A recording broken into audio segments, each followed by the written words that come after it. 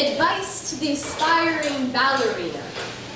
The first time you see the sugar plum fairy flutter onto stage, her feet a pair of silk hummingbirds, you will hope that some part of her gets stuck in your shoes. You will hope that a jewel from her tutu might just fall into your childish palms so that you could heft the weight of what it is to be that beautiful.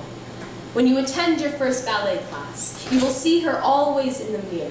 A sugar plum mirage, you will become a collage of her movements, arching your back, stitching in your ribcage to look just like her, and in return, she will praise, whisper in your ear to remind you that to be a dancer is to make your body pleasing to the eyes of an audience.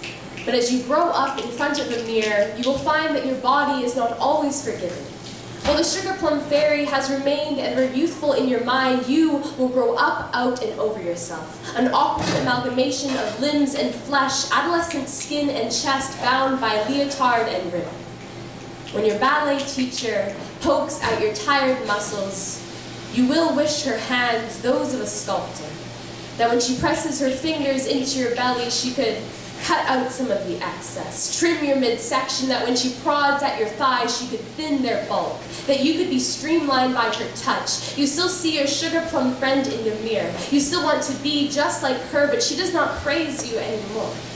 As you begin to cut most everything out of your diet, you will revel in the space that you have created around you. When your teacher comments on your thinner figure, you will tell her that this is what a ballerina looks like.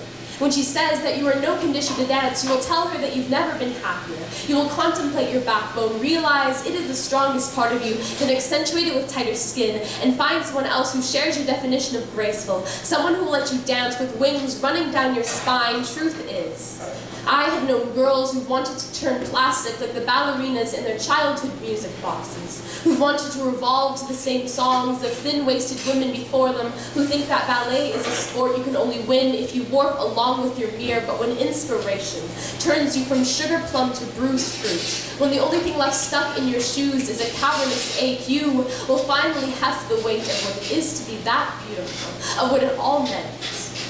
Years ago, when you first saw that ballerina flutter onto stage, or the first time that you realized that the sugar plum fairy looked sickly, feathers plucked from her hummingbird feet, jewels stripped from tutu, this is the same moment that you realize that you look just like her.